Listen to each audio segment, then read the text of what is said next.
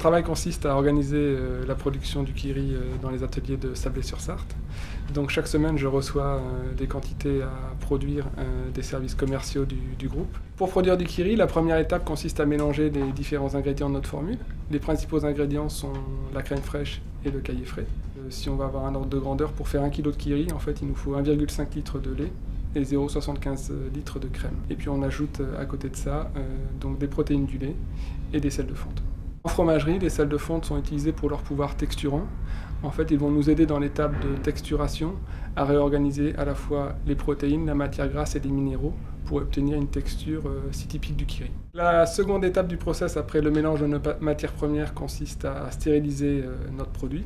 L'étape qui suit directement la stérilisation de notre produit est l'étape de texturation. C'est l'étape la plus critique de notre process et qui fera la caractéristique de notre produit. Une fois notre produit réalisé, nous allons pouvoir le conditionner.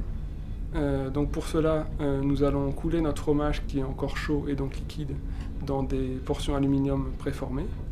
Nous allons ensuite fermer et sceller ces portions. Une fois refroidies, ces portions seront conditionnées dans des étuis, puis dans des cartons, puis mises sur des palettes pour être expédiées vers nos consommateurs. Par jour, nous produisons plus de 5 millions de portions. Mis bout à bout, si on les mettait les unes sur les autres, ça nous ferait l'équivalent de 150 tours Eiffel en l'espace d'une journée.